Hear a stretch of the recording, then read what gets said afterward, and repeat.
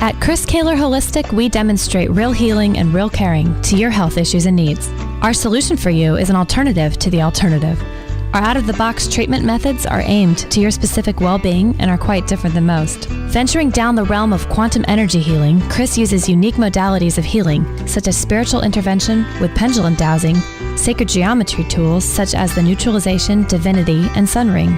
Another tool Chris uses is a 5-tiered pyramid affectionately known as the Silver Light Pyramid to activate quantum activity within the body. Also, Chris Kehler Holistic uses radionic technologies in various platforms with specific liquid mineral ionics to balance out excesses and deficiencies within the body. At Chris Kehler Holistic, our goal is to get tangible and measurable results in the least amount of time possible so you can carry on with what's important in your life. Another advantage to this unique energy healing is it can be done at a distance healing session.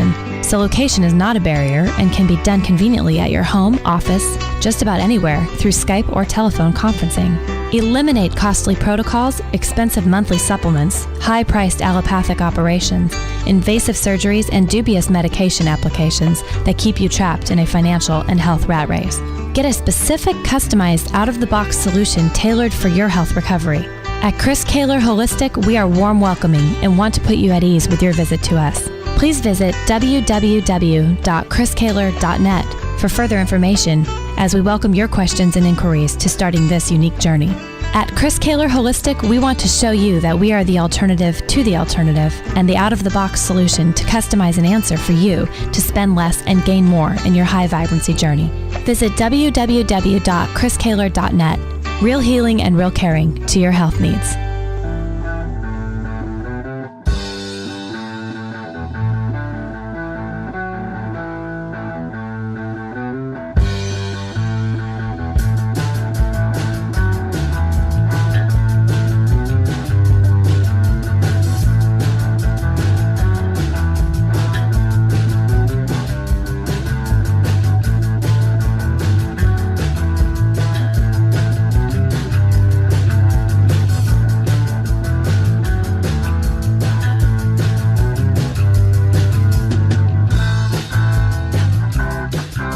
Mr. Chris Kehler.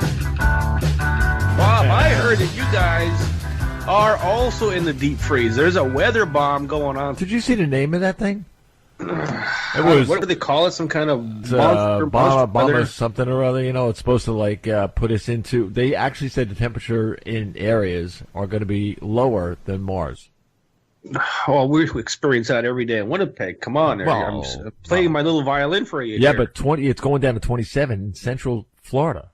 I mean, that's ridiculous. How do you deal with such cold, Bob? Well, come on, I come from New York City, New York area. I mean, come on, you want to talk about cold? Like 5 degrees. I mean, it was like big deal. You know, you put on a woolen hat and a couple of gloves, and you're fine. But down here, if you live here for a while, we've been here for a few years now, or in this area where it's warm. And it's funny, your blood changes. Everything changes. You know what I mean? As soon as it gets to like 40, you're like, hey, got cold. And when I was up in New Jersey, New York, it was like 40 degrees. I was outside in short sleeves and a short. You know, I was like, hey. I don't know. You know what? The way the weather's going, I mean, the way everything's going, I'm surprised that Bermuda Triangle isn't frozen over in the Santa Claus Park. It's close. It's really very close. It's going down pretty far. But, you know, the other thing was... Happy New Year, everyone. Right. Yeah, climate change. Climate change is happening, yes, indeed. And Donald Trump and Kim Jong-un are comparing the size of their buttons. I'm telling you, I could spend one day on a show just talking about those two. Oh, my goodness. Why don't they just get a room already and just take care of things, get it over with? Well, either that or, you know, each one of them can get somebody to execute the other guy, and they'll wind up being alive, and the executors will kill each other. Oh, man. You know what? Canada's nice and calm and easy, you know. There's nothing like this going on. Yeah, but they drink a lot of beer up there, so, hey. Well, yeah, a lot of beer does get drank. Yes, absolutely. Chris don't drink beer anymore, but we do have the odd vodka once in a while and keep things good. Vodka, you get vodka. There's some vodka, keep you warm. Okay. Oh, yeah. We do have a guest tonight. We're going to bring her on right away. And we're going to be talking about subliminal causes of weight gains. That's going to be an interesting show. All kinds of changes happening energy-wise. Lots of people getting shifted into this new dimension, new consciousness, and it's really happening. People are noticing the changes. Nice and kind of peaceful, easy feeling going on is happening within everyone. A lot more veils are being lifted. Again, just like every time I report on this stuff, more veils are lifted. I always like to word it so that people can understand it. So you know that you're going hunting, and you know there's a deer behind that tree, but you can't shoot that deer because there's a tree in the way. Well, it's the same thing with energy work and removing negative energies. You know they're there, but if you can't see them because of the veil, you have to wait until the veil is lifted. And that's what a lot of alignments do, a lot of solstice, supermoons, etc. All these things do lift a veil and open a door so we can actually see it and get rid of these negative energies. So lots of reptilian stuff still. Something called green vertical that I find all the time is something that reptilians like to use to, let's say, mark you or cause trouble within a certain area. Wherever that green vertical is, that's where you're going to have a problem, and so forth. So lots of that going on. I saw an interesting movie the other day instead of watching kids' cartoons all day long. It's called Valerian. It's a futuristic sci-fi movie, and I'm big into those sci-fi movies. Shows a lot of stuff about things happening in different dimensions. What it really showed is explained in a simple way how you can discern about dimensions. And one of the scenes was you need to wear these special glasses so that you can see the other dimension, so you can go shopping in this dimension. So what it shows is if you're in the Sahara Desert, and all you see is sand. Well, if you put on these glasses, you can see another dimension and see a full city and everything going on. It kind of helps to explain so your subconscious can wrap your head around the concept of dimensions. It was a really interesting movie and a good movie. It was a love story, Bob. It was a love story. Oh, my God. Yeah, I'm a sap for love stories. No, my wife is, and she makes me watch them. Yeah, that's right. I get that yeah. I know exactly what it's like. Like, you will watch this movie. Yes, I know. I don't know about you, but it seemed that this Christmas kind of came and went without any kind of big whoop. It was like it came and went. I think but look, I mean, I don't know how it was in Canada, but down here in America, the hype started on it in September.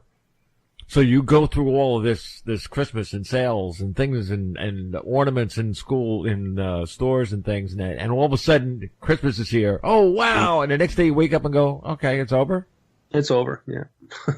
Kind of uneventful. Yeah, uneventful, yeah. I could use a lot of analogies, but this is family radio, so we won't use that. Yeah, no, you can't. Let's talk a bit about our guest, Rena Greenberg. We're going to talk about subliminal causes for weight gain. Rena, welcome to A Quantum View. Hi, thanks so much. Great to be here. And this couldn't come at a much better time than talking about weight gain than after Christmas, after the holidays, after everybody's indulged 40 or 50 turkeys, deep fried turkeys and whatnot, like you guys in the South do. Uh-huh. You guys eat deep fried turkeys, Bob? No. I would not eat that. Never. Not on your life. No. If you Those things can blow up in your face and hurt you. If you cook a turkey right in the oven, then it's delicious. I mean, you cut it and the juice just drips out of it. Oh, it was good. When we go camping, I've got a huge smoker barbecue that we fire up the coals and we put a big turkey on it and let it cook for about 4 or 5 hours. And because it's on the coals, that thing is unbelievable. People line up for days to get a piece of turkey. And you smell it, man. Oh, it's so good. Let's talk a bit about weight gain. Within the work that I do get a lot of people asking about losing weight because so many people have got an issue with putting on pounds and find it even harder to take off those pounds, of course. Some people, no matter what they do, they tend to be in a state of overweight. Now, a subliminal view at weight gain, what can you tell us about that? Yeah, well, I think subliminally, if you look at our society, we are constantly getting messages, really mixed messages. You know, the message is to be absolutely unrealistically skinny, especially for women. And then on the other side, the message is always eat, you know, like we're getting together with friends, you got to eat, you know, someone's baked you an apple pie, you don't want to be rude, you got to eat it. So we're always getting these mixed messages. And they are very confusing to the subconscious because we're trying to, basically, if you think about it, we're all trying to fit in and we want to be loved. And we want to, feel really connected. And one of the messages we're given in our society is that a way to really connect with people is to eat. And so with my clients, what we're doing is sort of reframing and realizing that actually we just really want to connect heart to heart and, connect with people's hearts, connect with people's minds. And so in the end, nobody really cares what we're eating. And so it's sort of changing that whole way of relating to food. So you're really eating based on what your body needs. And you look at food differently and you say, what is it that I'm really needing today? How am I going to feel if I eat this food? And when you think twice, and you start to really reprogram your subconscious mind, so that becomes automatic. It's a new way of thinking about food and yourself. Generally, it takes a good 3 weeks to reprogram your subconscious a little bit. So you got to stick with it. Your willpower's got to be strong to walk past that pizza shop, right? Well, it's interesting. My website is called Easy Willpower. And the reason I named it that is because willpower is actually easy when you change the way you think about food subconsciously. So it only takes a lot of willpower if you're in the mindset of, that's going to taste so good. It smells so good. I have to have it. But once you change the way you think about food subconsciously, so you're more tuned into the effect, like how that food's going to make you feel, then you start to look at it like you don't want it as much. And that to me is freedom. So I feel like the goal is freedom and weight loss is the side benefit because we can change the way we think about food subconsciously. So we're no longer attracted to those foods that are harmful to us. Remember talking with somebody and they had a McDonald's bag sitting on their table. Their friend walked by the table, didn't even look at the table, didn't even notice the bag, but because the bag was there, subconsciously, all of a sudden that person wants to go to that restaurant for one of these meals. Endless commercials for garbage food. Right. That's all our subconscious is tuned into now. Right. But see, that's the whole point. I do hypnosis and I have now for almost 30 years. In fact, I did hypnosis, believe it or not, in over 75 hospitals. And even corporations like Disney, Home Depot had me come out and do hypnosis with their own employees because a lot of people have a lot of mixed ideas about, they don't really understand what it is. But you really hit the nail on the head when you were talking about the McDonald's and the programming. So the way I look at it is we're already hypnotized by all these commercials, by the McDonald's, by society. And that's hypnotizing us to want to eat these foods that are so toxic to our system. And, there's so much illness and disease and unnecessary suffering. So what I do is help people to really unhypnotize themselves, really get unhooked from that. So because, we live in this world, so we're going to see McDonald's, we're going to see commercials. But if we unhook from it, then it doesn't have the impact anymore. And we don't make decisions based on, what these advertisers or food marketers want us to do. I remember my wife and I, we did a juice fast. We wanted to try a juice fast. We bought a juicer and we did nothing but juicing 3 meals a day.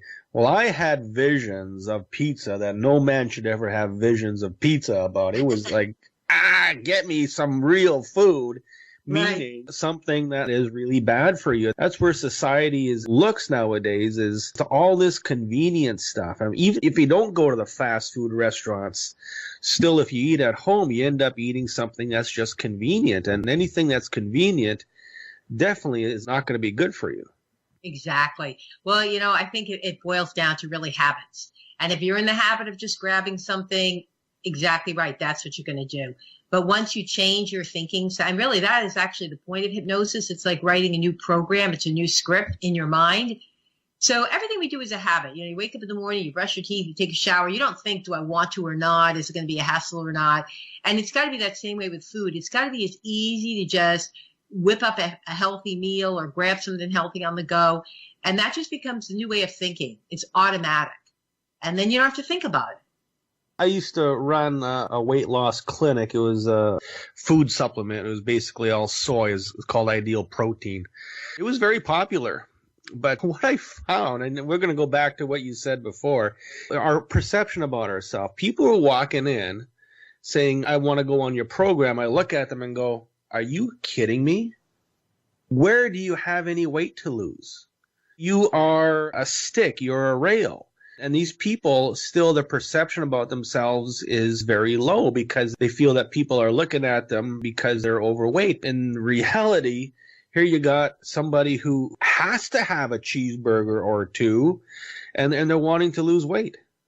Yeah, I know. Well, that's true too. And again, I think it goes back to, and it's probably what you're talking about is mostly women, although I've had some men with the same kind of similar issues, but mostly it is women because our society, the perfect body for a woman is just so, for most women, it's really unattainable and it's not realistic. And it is really sad how people starve themselves because they're, trying to get that perfect body. So for me, it's all about health and freedom. Those are the two key words.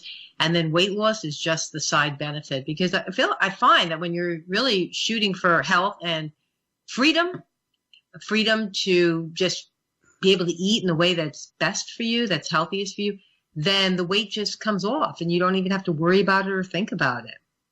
Well, if you look back 50, 60, 70, 80 years ago, our metabolism was such that we had to eat calories because most work was very physical. Yes.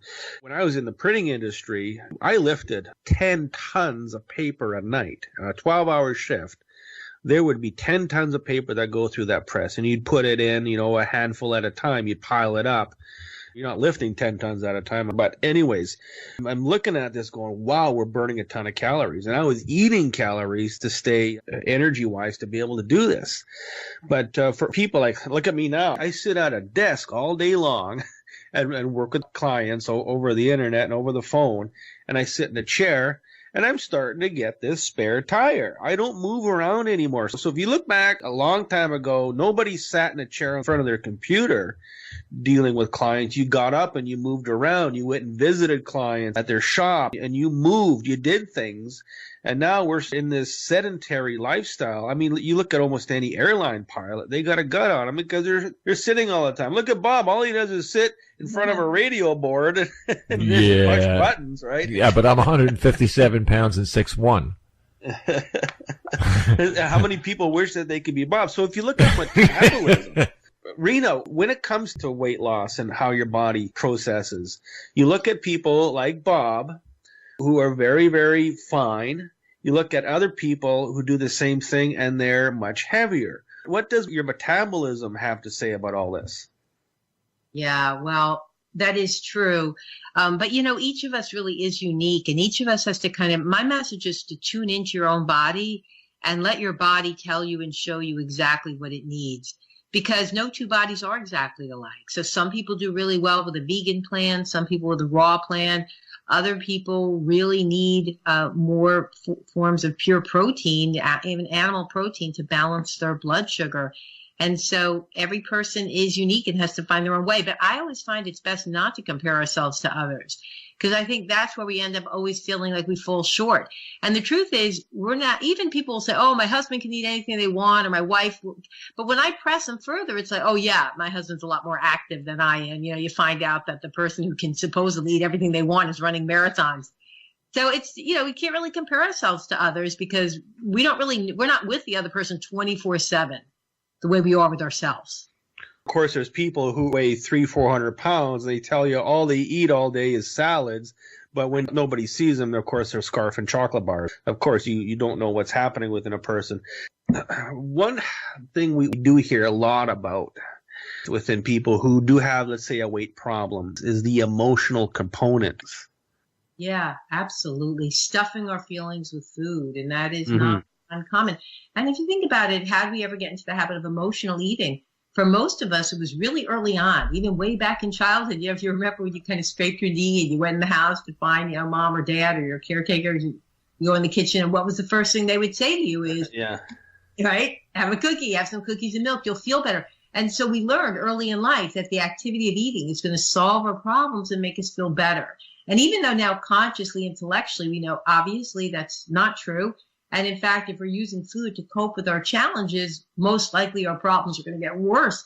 But even though we know that consciously, subconsciously, that old program's dictating our behavior. And that's one of the things I work with people to shift that old thinking, that old pattern that's in the subconscious part of the mind.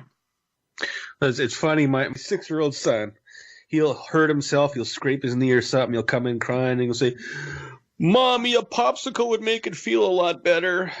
We just start laughing. I mean, trying to find a way to weasel a popsicle out of us. But a lot of people do resort to food. People with manic depression, they will resort to food because food is a comfort thing.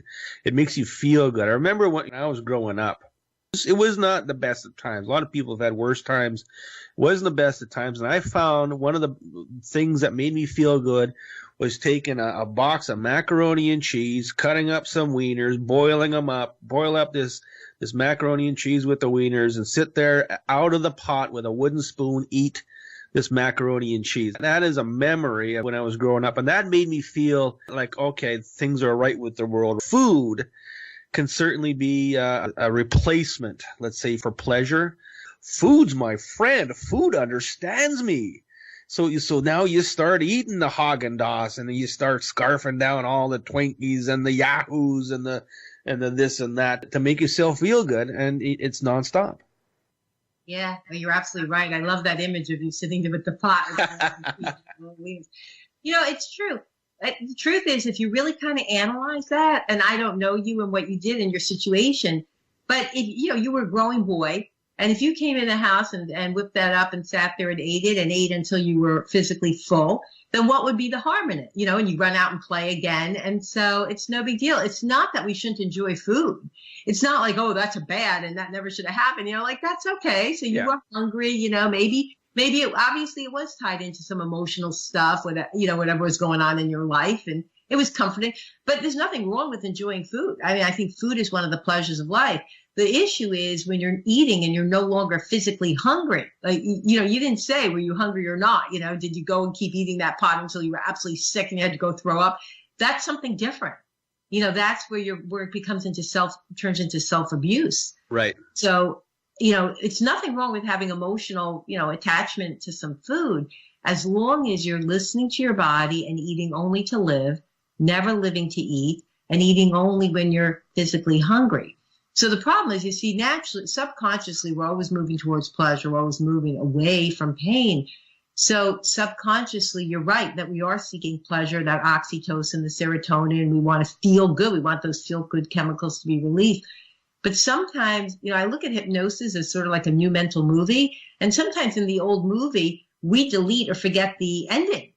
So in other words, you eat all that food and you think, wow, that tasted good. But how about the part where you ended up feeling so gross and so sick and you couldn't move the rest of the night and the rest of the day was ruined and everyone else went out and, went skating or whatever, sledding or something. You couldn't even leave the house because you were so heavy. So when you start to tune into how overeating makes you feel, actually, and you start to tune into that before you overeat, then you don't want to do it anymore. And then you can just shift your habits. So it's all a matter of really tuning into how much pleasure is this food really going to bring me in the long run. If you get all of your pleasure out of food, then I think there's a bigger problem that needs to be worked on. I remember when I was bodybuilding, all week long, I'd eat really good, okay? Not absolutely perfect, but in anybody's context, really, really good. And then on weekends, what I allowed myself was a weekend exempt. And what I found is because of the way I was eating during the week, my weekend exempt was still healthy. It took my subconscious as like, wow, on the weekends I get a get out of jail free card and I can eat whatever I want. I still watched my portions. I still subconsciously and subliminally watched what I was eating to a certain point. Yeah, that's such a great story. And that all boils down to that we do tend to like routine and we settle into patterns. So even though you told yourself, yeah, you can go crazy, you ended up really not really needing to. And I love that. Like some people come to me to quit smoking and they said, I would always say at the end of my, seminars at the hospitals, I'd say, okay, throw your cigarettes away. But of course, people would call me and sometimes they'd say, I never threw them away because I want to know that if I really wanted one, I could have one. But you know what? I never, ever wanted one again. And that's kind of the same thing. Like you tell yourself, all right, if I want it, I can have it. And then you realize, I really don't even want it. Well, that's taking your power back. Exactly. Yep. That's not having that stupid little cigarette run your life. It's not having that cheeseburger and Coke and fries run your life. For some people, every time they drive by a fast food restaurant, they got to go in. Oh, well, look, let's just go in and grab a quick burger. What the heck, eh? And then you end up having more, and then that's in between lunch and dinner. And then at night you have another one. It's too convenient, number one. Number two, it's because of those chemicals that are in that food that just do things to you that make you want to have it. Yeah, that's so true. But I think once you know, like you were talking about, experience that freedom and you really feel good again. That's what people say to me. They come through my program, maybe a little skeptical. And then, even after the first day, people are like, oh my God, it's like taking off, the dark glasses, taking off your sunglasses, seeing the light. And you realize, wow, like all those foods that I would eat and I would think I'm giving myself a reward and pleasure and realizing I don't even want them. They actually, like you said, the chemicals, they make you feel so sick and so tired and distort your mood, and then you got to go on whatever, painkillers or mood enhancers. And you don't have to do all that. When you eat clean, the food really can nourish you and you feel good. The bad food will build up a lot of inflammation in your body and in your cells and in your nervous system. And that's where pain is. I mean, when you get a cold and flu, you get an achy body. That's from inflammation and swelling within your body, putting pressure on things. So that's what these foods do to you. We just need to be feeling crappy within ourselves all the time. That's what it seems to be, is we need to feel crappy. Well, I think we get used to it. You don't know how good you can feel. And that's some of the things I'll get emails and phone calls people say, oh my God, I didn't know I could feel this good. I didn't know I could feel this young again and feel so, vibrant. Sometimes people give up, and I'm surprised at how young people do, like even sometimes in their 40s, 50s, 60s even, oh, I'm just old. And then all of a sudden, people change the way they eat because they're, using hypnosis, self-hypnosis to change the way they think about food subconsciously. And all of a sudden they realize, wow, I've had people like over 300 pounds that could barely walk up a flight of stairs. And all of a sudden they're running marathons and winning. It's a great feeling. Well, I know when we did the juice fast, I do live blood analysis in my office, and I've got this $10,000 Olympus super duper microscope. And I thought, let's do a before and after, look at the blood. And before, the blood's all sticky together. It's called rollu, means roll of coins. It's all stuck together and clumpy and everything. And then at the end of the juice fast, I did another one. It was like unbelievable how healthy the blood cells look. They're all loose.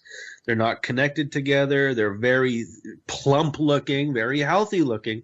And that's how your body transports oxygen to all your vital organs and glands, is through the red blood cells. So unhealthy red blood cells, unhealthy body. Healthier blood cells, healthy body. It was a no-brainer that, hey, this is something that we need to do on an ongoing basis.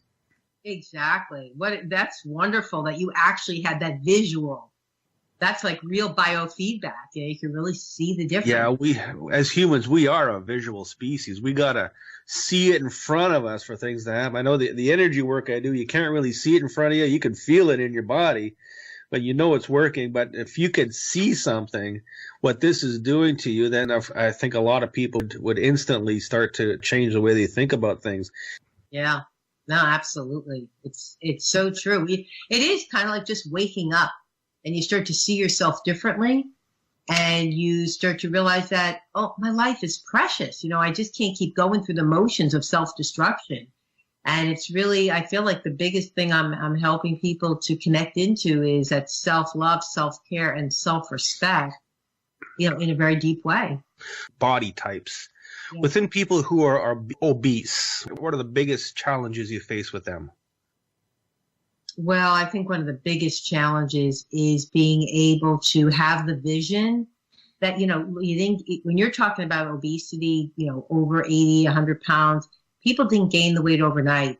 And so often, we're such a quick fix society and everyone wants everything fast. And unfortunately, a lot of the weight loss gimmicks out there promise really fast weight loss, 30 pounds in 30 days. And well, even I've definitely had people who've come through my program and lost 20 pounds in a month. And so it's possible. But I really say to people, a pound a week, slow and steady for permanent weight loss. And that may not sound like much, but if you're to take off 25, 30 pounds and keep it off, let's say in the next 6 months, and that's a permanent weight loss, never coming back.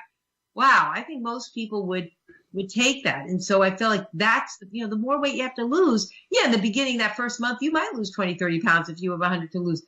but then you want to stay the course. I had one woman, Kathy with a C, because I've had quite a few Kathys, actually quite a few Kathys that have lost over 100 pounds, interestingly. But she's from New Jersey, and she ended up losing over 100 pounds. But I remember when she was down 90 pounds, and all of a sudden her weight loss stopped. And it stopped for a few months. And I just kept telling her, just keep going, just keep going. She couldn't figure it out, because nothing had changed. But thank God she did. She kept going, and she ended up losing 130 pounds. But for, I would say, good 3-4 months, not even an ounce. So you really have to stay the course, is what I found. What I always recommend to people is do a couple months of one protocol and then shock your body and do something completely different. Let's say if you're going to the gym, do a couple months of cardio and aerobic and that kind of activity, and then change it up and start going to weights for a couple months. That way your body is always kept trying to catch up, so it doesn't get into a routine and gets lazy with it. You're not doing the same thing over and over again. Diet, it could also be the same thing as eat high fats, high protein, low carbs. A couple months later, change it up and increase your carbs a little bit, lower meats. Change it up, but you keep those portions small. Doesn't matter if you eat carbs or not. You're still going to lose weight if you keep the portions small. But you change it up and you keep your body guessing. And always going to try and keep up with the metabolism end of things. Yeah, no, absolutely. People really do crave variety. And, my goal is really to help people to find what is really the best eating plan for themselves. And I think you're right. A lot of times people do have to tweak it. They'll go 3-4 months and things will be doing all right. And then there might be just something that they're eating that they're sensitive to, or that might be blocking weight loss. Like even for myself, when I quit eating ice cream like 30 years ago, and then I went to plain yogurt, and I just thought that'd be fine. But actually, just for whatever reason, at that period of time in my life, I was eating, yogurt and granola, and I thought it was healthy, but really it turned out it really wasn't that good for me. And as soon as I figured that out and just stopped that, and all of a sudden the weight, continued to come off. It was just that one thing that was getting in the way. A lot of buildup in our bodies is mucus. A lot of mucus forms from different foods, and particularly within a lot of people, dairy is a very mucusy type of food group, and a lot of people don't have the enzyme to break it down and digest it. So it'll build up in your body as a mucus. That's where we get that mucoid plaque in our colon, and things get all gummed up from the mucus. And then your pancreas doesn't want to let go of insulin as well as it should. Things get gummed up.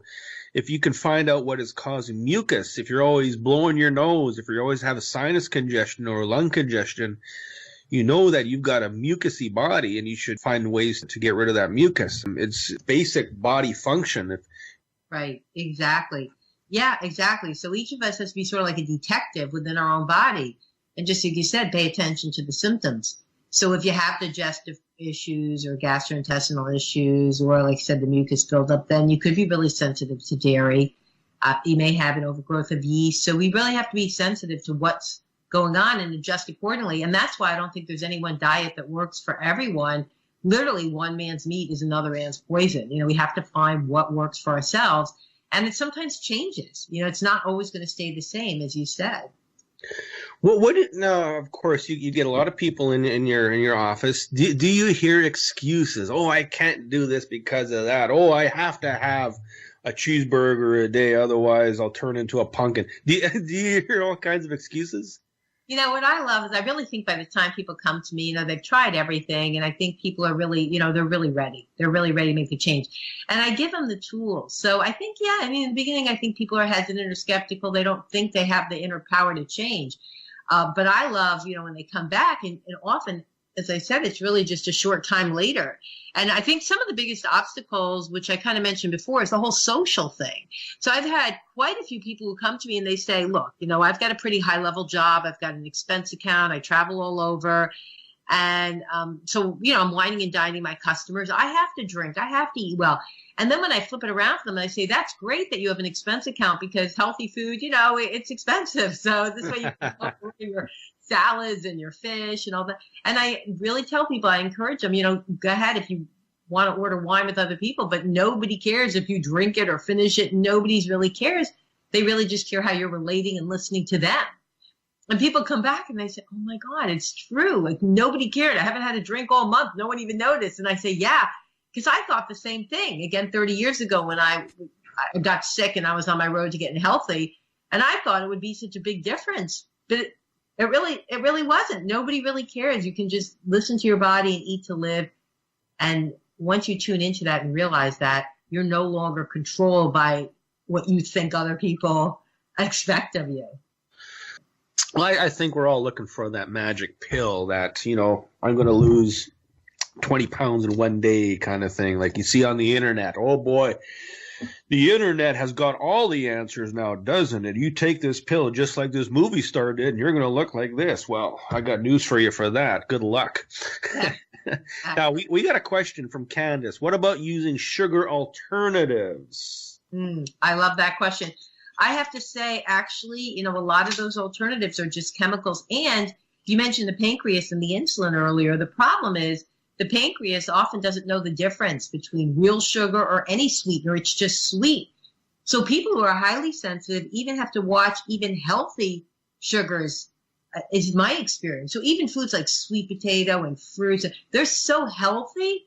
But for some of us, if you're really, really sensitive to sugar, they can trigger you. So what really happens is how you'll know is it just increases your appetite, increases hunger. And that's what you want to really look for is when after I was moderately hungry. And then after I had that, no calorie iced tea with a sugar substitute, was I all of a sudden really hungry? And if you were, then it's possible that sweetener triggered your blood sugar. Another question about sugars. Look, here's what I do. I have a couple cups of coffee in the morning. Otherwise, Chris does not function, okay? I don't use sugar. I don't use alternatives. What I use is maple syrup. I use tree blood, okay, within my coffee, and it works fantastic. So there are some organic sugars. Are there any that you would recommend? Well, this is so every body is different. So for you, maple syrup and the coffee, it really works for you. Like you're not having any adverse effects. So I don't say, just across the board, that's why I've been doing this 30 years and I've never created like Rena's diet plan.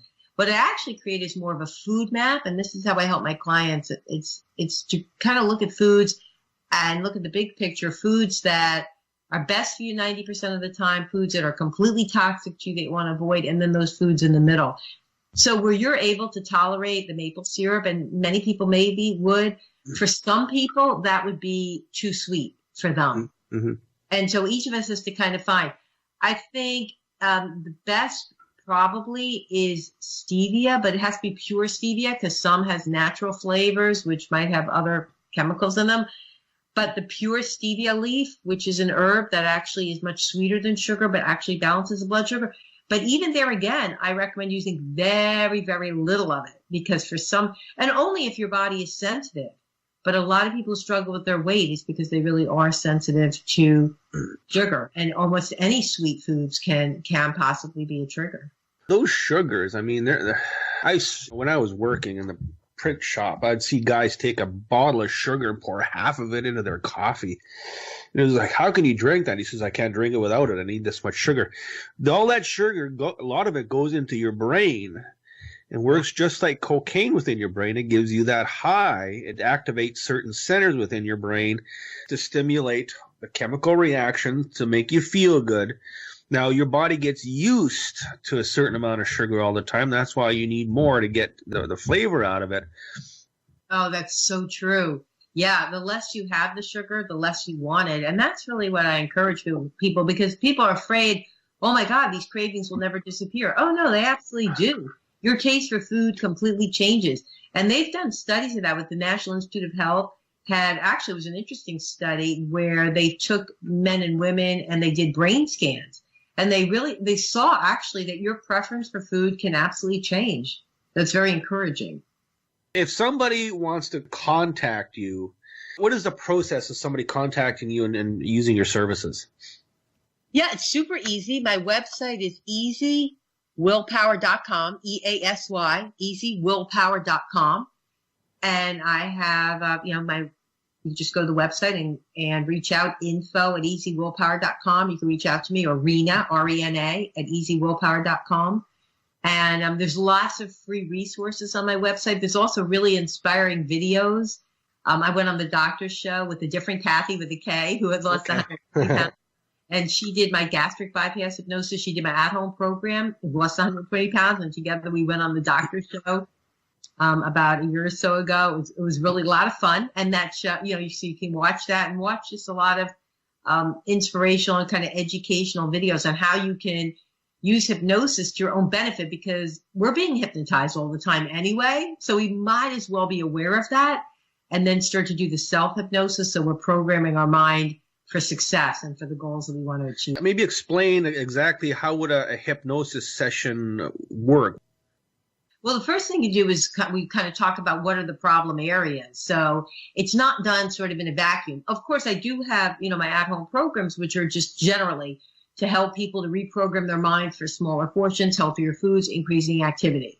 And those work great. Those are based on my work with over 200,000 people. And as I mentioned, I did seminars in the hospitals and corporations, work with a lot of people. So those are my at-home programs are just based on those, my online courses.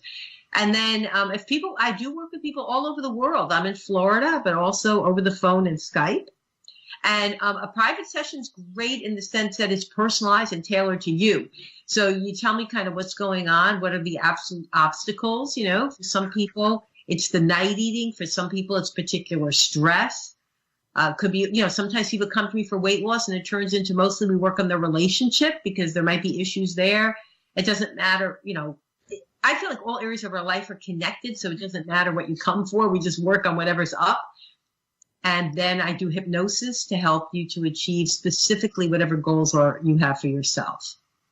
Yeah, I know that so many people, if you go back, to your very early childhood, there is a lot of abuse that happens in some people's lives, and they end up stuffing that into that cobweb subconscious, and it just kind of festers there. And if it's not dealt with, that's going to make your body do things. It's going to cause you to reach out to food. It's going to cause you some kind of self-destruction. And your body is actually making a plea for help in your childhood trauma in certain areas of your life. And you haven't dealt with it. That in itself can certainly be a trigger for overeating, for doing drugs, for sabotaging yourself. It's just an ongoing thing within that subconscious. Yeah, it's so true. And one of the biggest things I work with people, you mentioned that you do energy work, and I feel like the hypnosis is, in a way, is like that. It really helps people to connect to their own heart and open their heart to themselves and have compassion. I think you really, again, just called it when you're talking about the trauma and the abuse that people have suffered in childhood, but also people have had a lot of trauma sometimes even throughout their lives. And it's about, instead of trying to push through and always distracting ourselves with all these substances and keeping so busy, but instead really taking time. There's so much now about meditation and opening to our own spiritual self, and 100%. So I give people tools to really reach in and have that compassion for themselves and be able to release whatever needs to be released with no judgment, no criticism, no interpretation, just letting it go and stepping into a new and higher and better version of themselves. You have to love yourself. You have to realize that you're the only one who's going to be able to help you with this. So if you have a very low self-esteem about yourself, you're always conscious, always somebody going to make fun of me if I do this? Is somebody going to say something and ruin my vibe? Your self-esteem is very, very much a very delicate thing. A lot of people will call it the ego, which it is. There's nothing really bad about having an ego as long as it's balanced. Your self-esteem about yourself. Did you care about yourself? Do you care how people perceive you? Of course you do. But if you're not in that position where you feel people perceive you as, okay, that person looks healthy. That person is certainly not a model movie star. Do you feel people perceive you as somebody who could lose a few pounds, or do you feel people are looking at you weird because, oh, look, Chris Kehler, he's this fancy energy guy, but he's got a bit of a gut on him. I wonder how real he really is. No, it's you have to realize that Your body, your self-esteem is what you want it to be. For me, if somebody looks at me and says, why don't you try and grow some hair? Well, I'm not going to do that because I love myself this way. I'm not going to try and get back in the gym and bench press 250 pounds anymore because I can't do that anymore. I perceive myself as a 55-year-old father with 2 lovely kids, with a lovely wife, and doing a wonderful job. And if anybody looks at me and says, I think you could probably lose a few pounds, I look at them and say, turn around and get out of here.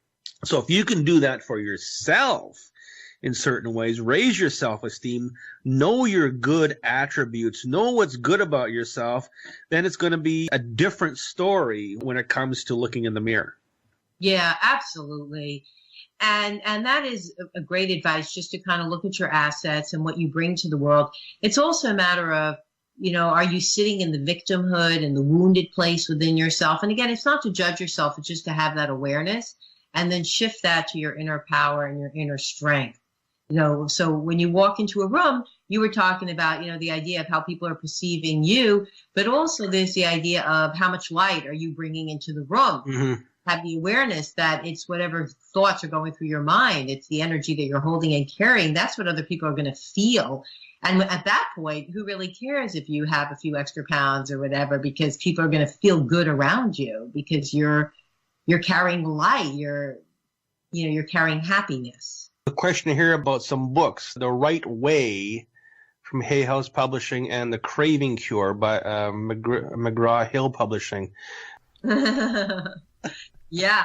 No, I actually really do love those books. And some of my clients have said to me, my gosh, these books, I feel like they've been written just for me because it's not, my approach is not a diet. And yet I have helped people lose, hundreds of pounds. Again, been on CNN and Good Morning America and Nightline with, large weight loss successes. I'm very, very grateful. It's so fulfilling to me because it all started with my own illness and my own issues with food. And then I started doing this work. So the books are both really a mind, body, spirit approach to weight loss. It's really how to finally lose that weight and keep it off without ever feeling like you're on a diet.